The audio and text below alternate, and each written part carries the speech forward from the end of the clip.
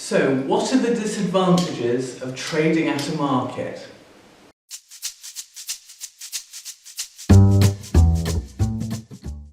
Hi, my name is Yara and I've been trading at markets for over 15 years and I want to share some of my knowledge to make your market trading life much easier.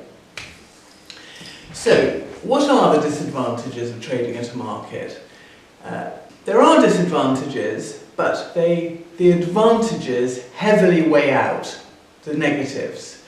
The first obvious disadvantage is the time of day that you need to be up to get to the market.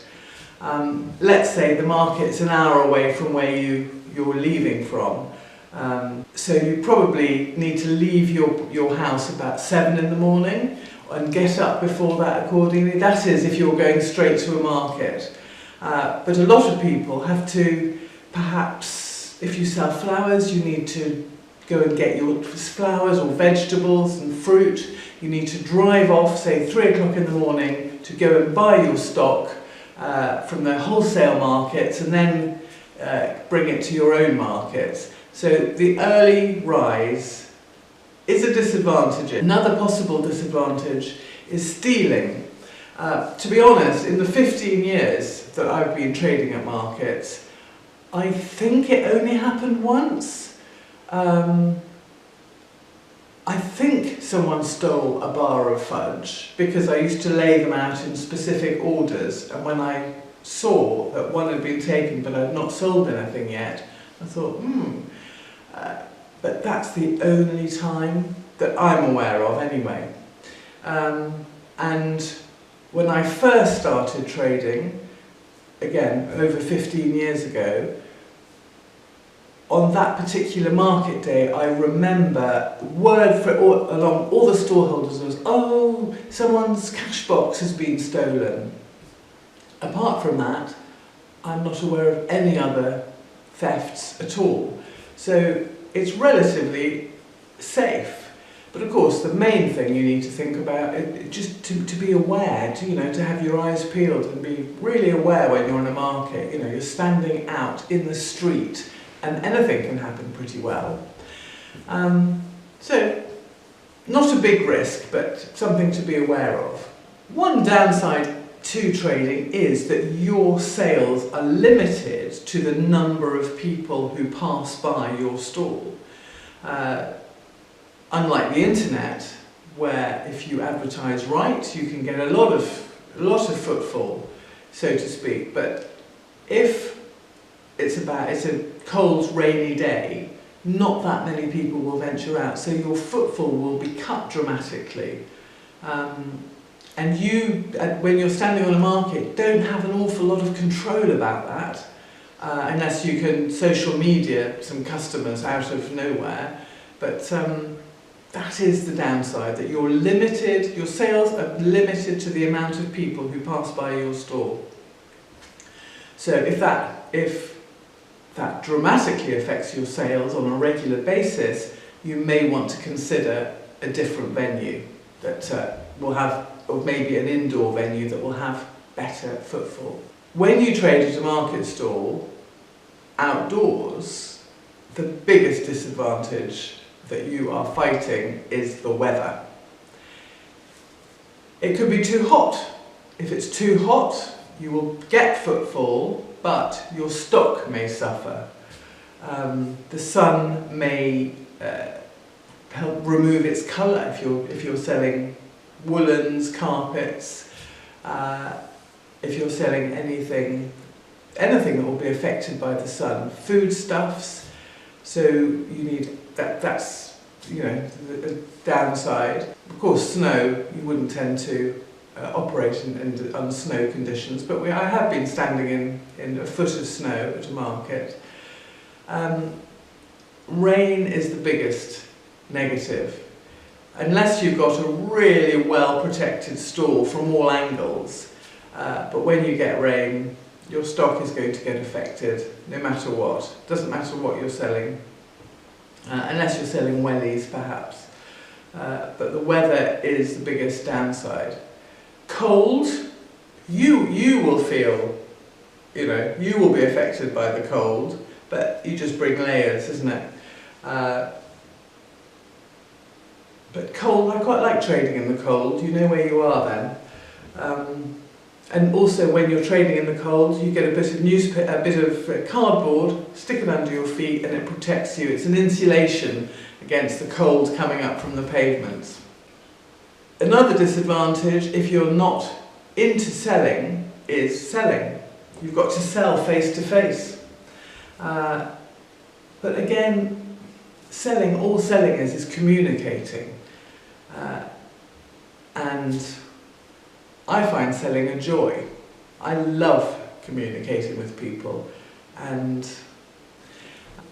the physical graft of the market, that is, if you're not physically up to it, it can be a challenge. Not only the getting up really early and you're just constantly going, but you're loading, you're carrying your stock, and to make your market worthwhile, you need a lot of stock. But there are things called trolleys. You put everything on a trolley and wheel it from your car to your store and back again. Hopefully you will have sold out, so the back journey will be lighter, but yes, it can be a lot of graft, particularly if you're doing market after market after market, which the better you do at markets, you think, oh, if I earned £300 at this market, I should be able to earn that at all the markets. So you do the maths in your head and you think, oh yes, okay, I'll do three markets this week. And then if you have a partner, they can do 3, and you think, oh, I don't know, that's good. And then you start getting a little bit addicted. Well, what if we did this amount of markets? Or what if we paid someone to do some extra markets for us? And then that's how you start to grow, when you start thinking, oh, these are the possibilities, this is how it could work. And to be fair, that could be a disadvantage in itself, because you get let's take advantage while we can, particularly around Christmas, where you will book as many markets as you can, and you will get a bit of burnout then. But you've got to take advantage, because January and February are going to be whoosh, straight down. But yes, the physical graft is quite challenging. Another thing that is not that well known, but it's called product creeping, and actually can be significant. It's something to very much be aware of and be in control of. If you're in control of it, then you can sort it, but be aware of it. Product creeping is when another stall starts putting on some products that aren't really in their remit to sell. So let's say you have a butcher at a market. He suddenly thinks, oh, my local beekeeper has offered some jars of honey for us, or someone who's got a deli but primarily sells meat. Oh, we'll just put on a few jars of honey. On our stall, but you've got a dedicated honey seller on the market. Now, while that won't necessarily affect the sales of the dedicated honey seller, if the meat person sells 2 jars of honey, or when someone's buying some meat, oh, we'll throw in a few jars of honey. 2 or 3 jars of honey are sold. For the honey seller, that's £15, if they're £5 each, at least, off their take for the day. And let's say that gets not so much unnoticed, but not mentioned. And then the meat seller might have, I could start selling this as well. Completely innocently,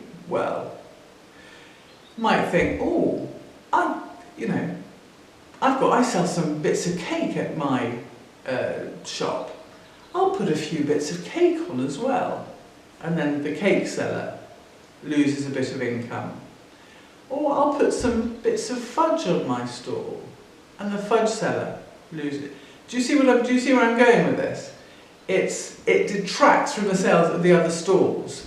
Now, unless the honey seller in the first place made a point of either speaking directly with the meat seller to say, excuse me, I'm the honey seller here, this isn't your position, you can't do this, or they speak to the market manager who will tell them to remove it, then product creeping will happen on all, oh, let's sell some saucisson, and then you've got the local sausage cured meats man, product creeping is not good, and even though initially it may be done innocently, ultimately it affects the whole market. Now, why does it affect the whole market?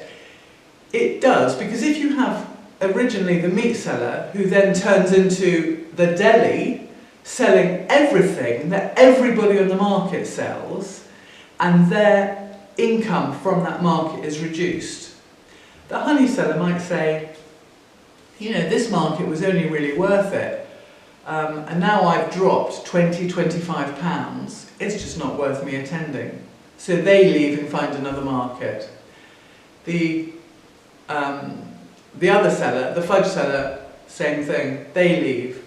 So you're getting fewer and fewer stalls. The deli counter now will be doing a lot better, but the market as a whole will die. Why? Because there aren't enough market stalls, because old matey boy over there, or matey girl, has taken over the sales. So the only other negative really can be other stallholders. Generally, I can't remember any stallholders that I would particularly object to standing next to, but some who just talk constantly, for example. Everybody has different personality traits, don't they? But and some people will rub you up the wrong way, and that's just the way of the world wherever you work. Just be aware of it. And so if you are ever going to be put next to somebody who may be not your cup of tea, you might want to voice that early on. One downside to selling food, one is obviously wastage, so if you haven't sold it all and you haven't got a shelf life or an adequate shelf life, that needs to be discarded.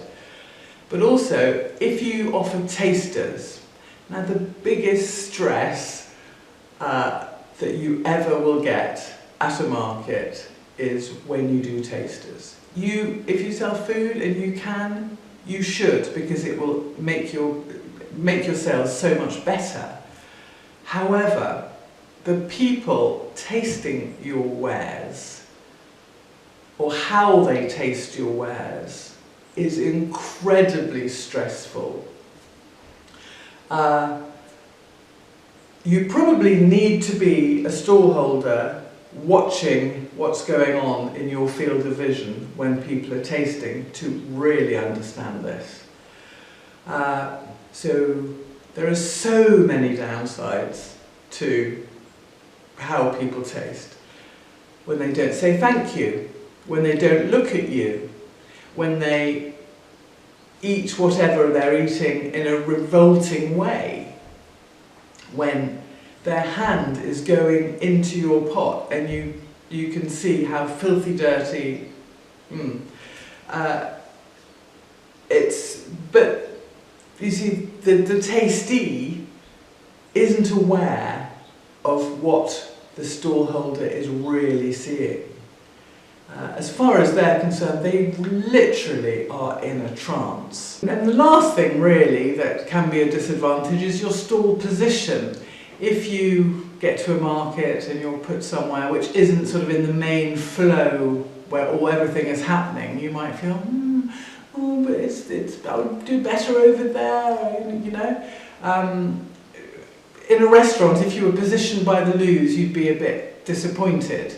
But on a market stall, being positioned near the loos can be quite a good thing, because you're definitely going to get people walking by your stall. And sometimes it's like the supermarket queue syndrome. You're in a queue and you think, oh, that one's going to be faster, so you move over only to find that there's a blockage somewhere and you actually would have been better off where you were. Likewise with the store position, you might think, oh, but it's all going on down that end of the market, and you get to be moved, if you're lucky enough, and then you think, oh, I should have stayed where I was. Don't ask me how I know this. Yes, but so very few disadvantages to a market, other than really the weather and possibly product creeping. But it's such a fantastic life, and you will earn a really good income. Other storeholders are friendly, and you'll just have a laugh. It's just hilarious fun on a market, particularly because you're dealing with the general public. There are some really good stories to tell at the end of the day. So I wish you all the best in your market journey, and remember to, you know what to do, and see you next time.